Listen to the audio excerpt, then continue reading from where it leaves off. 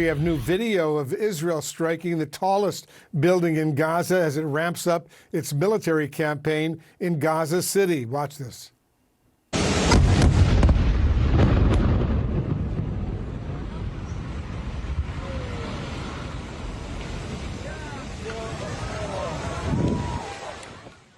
All this comes as Secretary of State Marco Rubio has been meeting with the Israeli Prime Minister Benjamin Netanyahu in Jerusalem.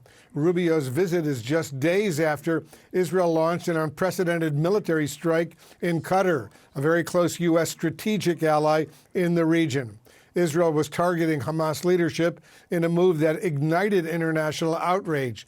Joining us now, the New York Times White House and national security correspondent David Sanger. He's also a CNN political and national security analyst and the author of the book, New Cold Wars, China's Rise, Russia's Invasion, and America's Struggle to Defend the West. In a news conference, David, a short time ago, Secretary Rubio was asked if Israel's strikes had damaged U.S. relations in the region. This is what he said. Listen to this. We have strong relationships with our Gulf allies. We work very closely with them on a number of things. We've been engaged with them. We've been engaged with them consistently before what happened and after what happened. And ultimately, the point we will make to everybody is that some fundamentals still remain that have to be addressed, irrespective of what has occurred. So, David, is that indicative of how careful and precise Rubio has to choose his words right now and how delicate relations are in the region after Israel's strike in Qatar? Well, Wolf, the secretary clearly never answered the question there. The question was, had this damaged relations between Israel and the Gulf allies? And the answer is clearly yes.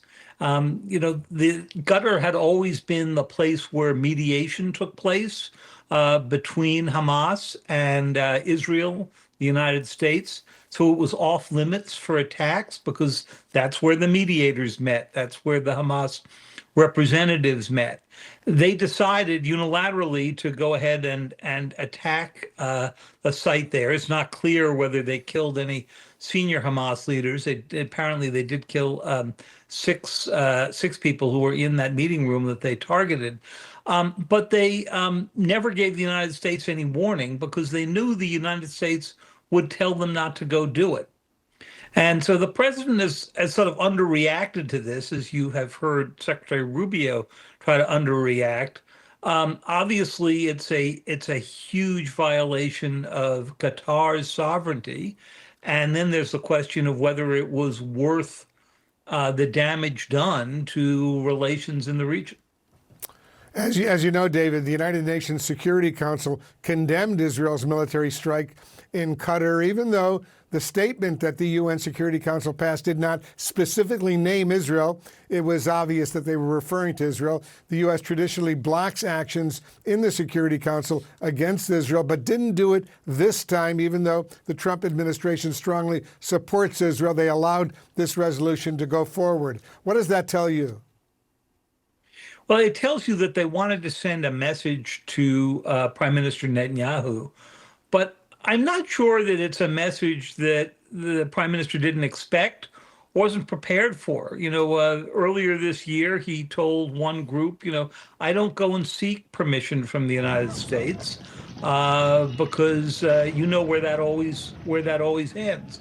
And in fact, the U.S. had opposed, and Secretary Rubio issued a statement opposing the attacks on Iran at the beginning of the 12 days of military action there.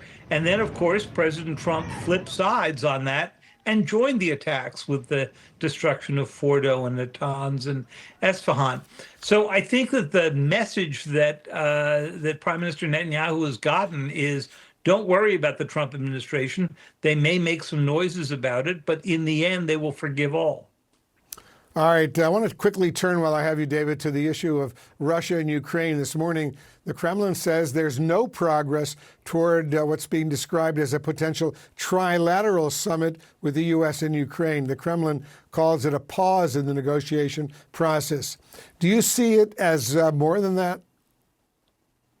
It is. I mean, think about it, Wolf. It was more than 4 weeks ago that we were all in Anchorage for this much anticipated meeting between President Trump and President Putin.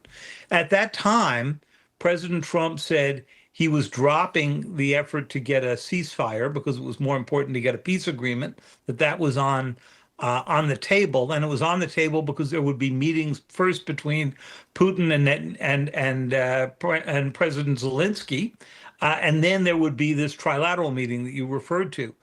None of that has happened. The violence has accelerated. The attacks, if you believe it wasn't an accident, into NATO territory have happened for the first time with these drones that went into Poland. And now what has happened is that President Putin has basically declared there is no negotiating process, which tells you that everything that they did in Anchorage was pretty much for naught. Yeah, that's an important point indeed. David Sanger, thanks very, very much.